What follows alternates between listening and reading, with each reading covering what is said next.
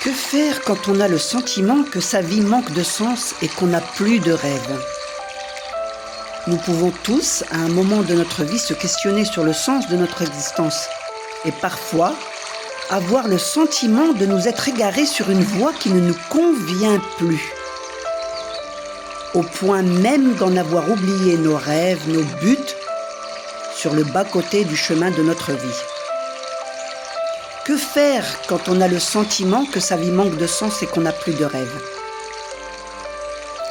Cette perte de sens et de la faculté à se projeter dans le futur est parfois liée à un événement particulier de notre vie. Séparation, décès d'une personne chère ou départ d'une personne chère ou de nos enfants, un projet qui n'aboutit pas, etc., etc., etc. Mais pas toujours.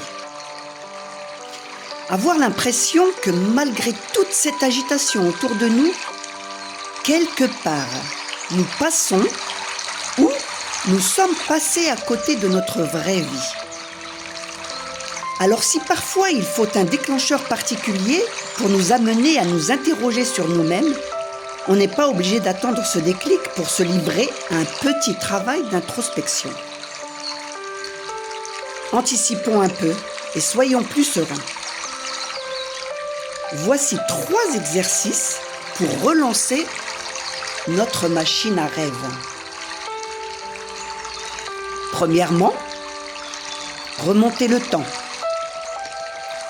Se rappeler le petit enfant qu'on était. Que voulait-il devenir à l'âge adulte ? Vous saviez déjà ce que vous vouliez être ? Ce que vous vouliez faire, même si vous n'aviez pas encore les mots pour le dire ou pour l'exprimer. Sauver l'humanité, être un héros, aller sur la lune, etc., etc., etc. Mais malheureusement, en grandissant, très souvent nos rêves, nos certitudes disparaissent avec le quotidien réel.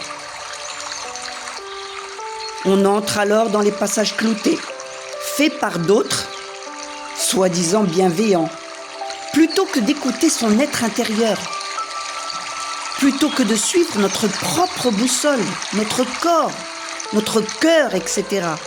On se résigne. On abandonne nos rêves, nos intuitions. Alors fermez les yeux un instant et replongez-vous dans vos souvenirs. Essayez de répondre à ces 2 questions. Que voulais-je devenir ? Que voulais-je faire ? Notez vos réponses sur une feuille, même si elles vous semblent farfelues. Deuxième exercice.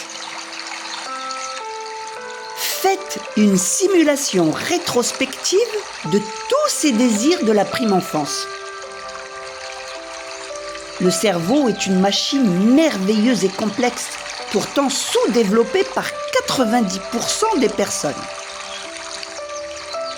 Il a une faculté extraordinaire pour ce qui est de notre imagination. L'imagination, votre imagination. Et si demain, laissez-vous guider par cette merveilleuse faculté. Et si demain, et notre cerveau se met immédiatement et automatiquement au travail et en mode de simulation pour la réalisation même du projet le plus farfelu et nous image le meilleur plan pour réussir.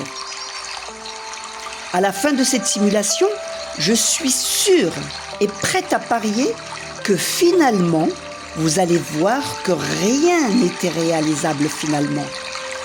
Faites cet exercice et vous serez étonné de voir comme il est facile d'accomplir des choses que vous n'osiez même pas imaginer, sauf en rêve. Troisième exercice. Écoutez le murmure de vos rêves. Car un rêve ne vient pas vous crier au visage, il ne crie jamais le rêve. Le rêve murmure, il chuchote, il est difficile de l'entendre. Alors nous devons toujours être prêts à entendre le murmure de nos rêves à notre oreille. Et si l'on écoute ce qu'il vient nous chatouiller, et si l'on écoute ce qu'il chatouille à notre cœur,